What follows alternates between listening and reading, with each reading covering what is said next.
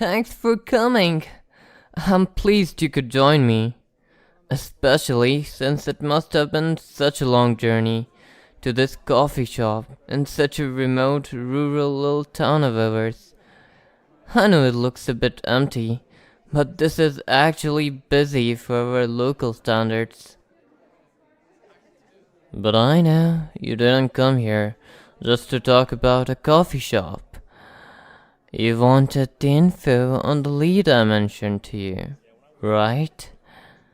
About the vampire.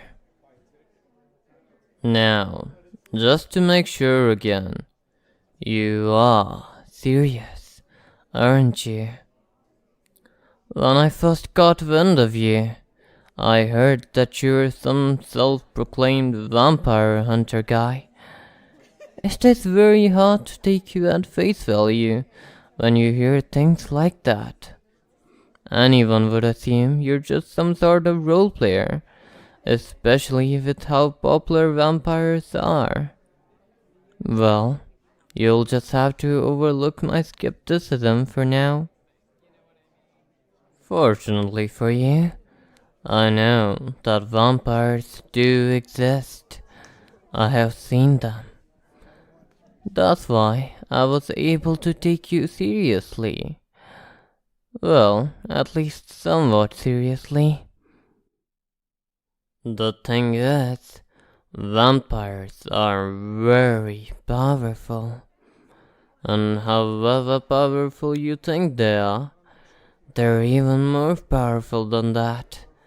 From lifting cars all the way over their heads, to running quickly enough to catch up to your motorcycles. There's a lot they can do. And I'm not so sure there's much you can do against them. You have to try anyway? You're not a very good vampire hunter, are you? Seriously? What are you going to do? Say for an instance, I was a vampire. What would you do against me? How would you stop me? Do you have some sort of magic bullet? Some sort of holy water and a water gun or something? Oh, you need to get something from your bag.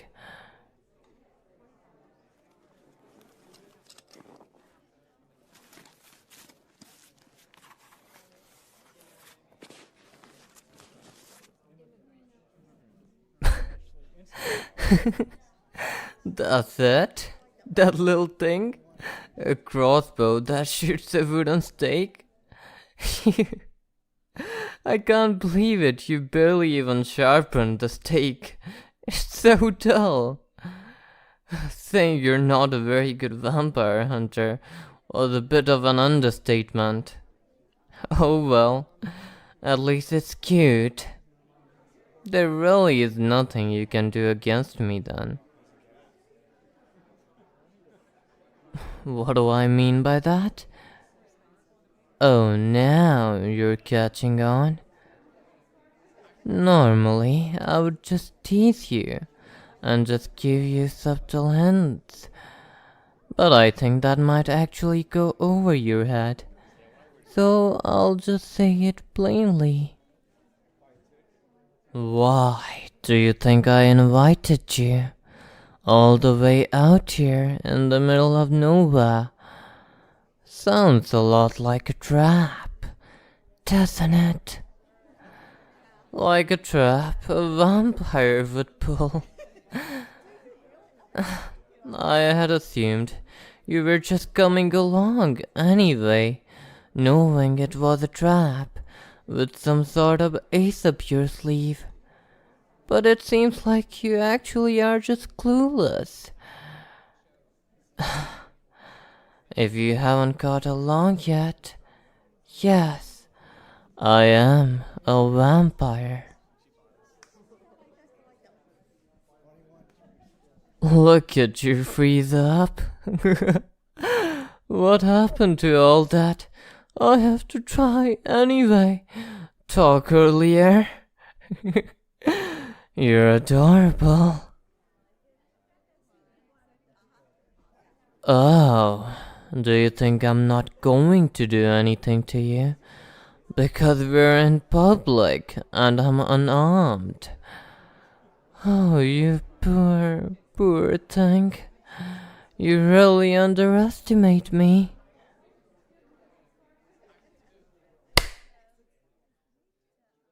Everyone, get out. Stand by the doors and windows. Now, it's just you and me. Are you surprised? They're my trolls indeed. Everyone in this town is my troll, you see. Well, of course, other than you. For now. We will see how you behave. Oh, excuse my behavior for now. I got a little too excited. This is the first time I've felt this way in years. Also, I wouldn't run if I were you. I could sprint to the end of the room before you even left your seat. In fact, I wouldn't even need to sit up to take you down. I could throw a coin with enough force to pierce your skull, and with enough precision to hit a bird in flight, I can take you down any moment I want. So, please try not to cause more problems for yourself. I would hate to hurt your plump, soft skin. So, why don't we just have a little talk? It's been so long since I've had some good company to talk to. The trolls aren't very interesting. Nothing in this sleepy little hamlet is, other than you.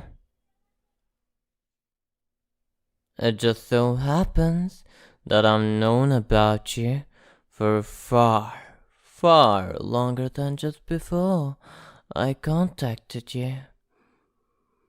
A vampire has to look out for their own safety after all.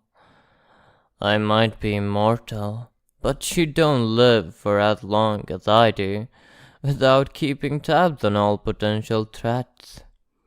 And I suppose maybe you kinda count as a threat? Well, not really. You've proven yourself to be toothless. It's actually quite charming. It's so nostalgic.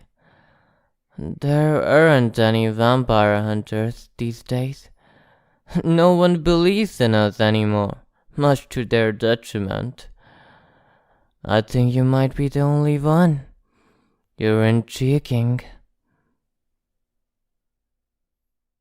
I haven't had any real entertainment in decades.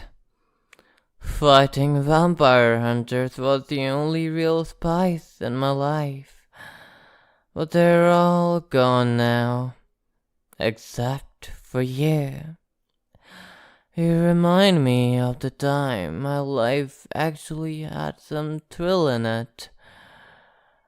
Well, it is true that you're not a particularly skilled vampire hunter, but it adds to the nostalgia. Well, the other hunters weren't especially competent either. They kept buying scammed holy water from stupid merchants and kept on dying. And it's because of nostalgia that the highlight of my lonely nights was all about watching you and stalking you. Watching you go about on your day, scouring the internet insufficiently for leads on vampires, going to all the wrong websites, asking questions to all the wrong people. It was absolutely adorable. Not that I was stalking you in a romantic way. I can assure you that much. Just in a tactical sort of way. To keep an eye on you, to see what ways you might be able to threaten me. I promise, really. That aside, I have taken an interest in you. Bask in the honor. So without further ado, here, take my hand. We'll be going to my estate, and I'm sure, even if it was next door, you'd get lost without me holding your hand.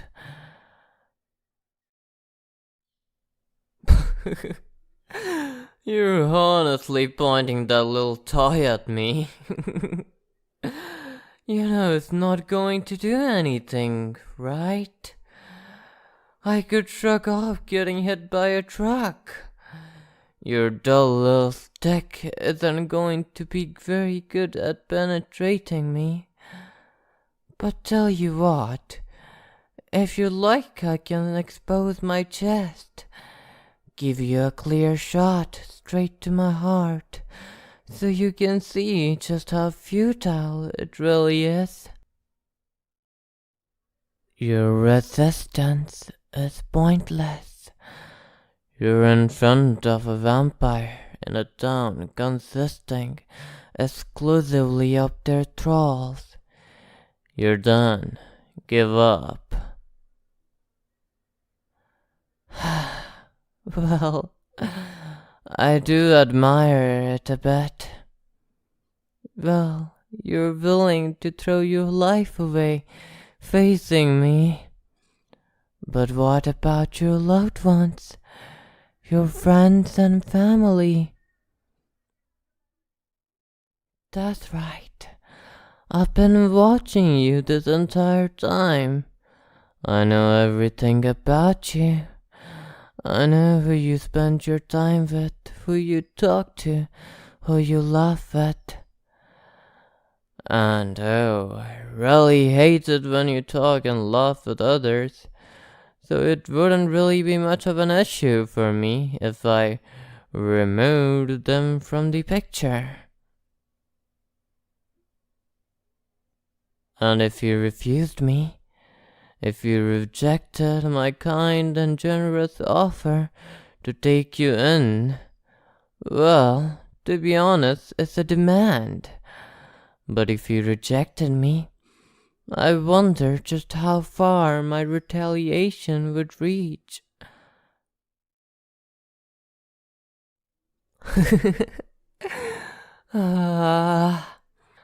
That's what I like to see. The sight of you putting your hands up in surrender. It makes me want to bite down on your neck right now. I think I'll have to restrain myself there. Right now I'm eager enough to crush it. I wouldn't want you dying on me. You're going to give me so much entertainment, after all. You're the only interesting thing in my life. It would be a shame if yours were to cut short. Which reminds me, your pitiful, short human lifespan might be a bit of an issue. I suppose I'll have to turn you into one of my kind. Maybe, if you behave enough, I'll consider it. In fact, if you behave enough, I might even let you see your loved ones. I could keep them here as my thralls. But enough about that. We should head home now. I know it's just about time for you to watch your favorite show. And I will give you the privilege of watching it with me.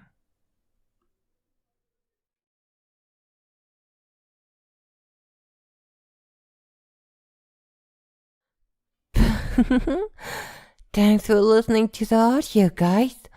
I hope you enjoyed it. And if you want to listen to more loot audios, go to my Patreon. I love you guys. Thanks for watching. Hope you had fun and enjoy your day. Sleep well. See ya, guys.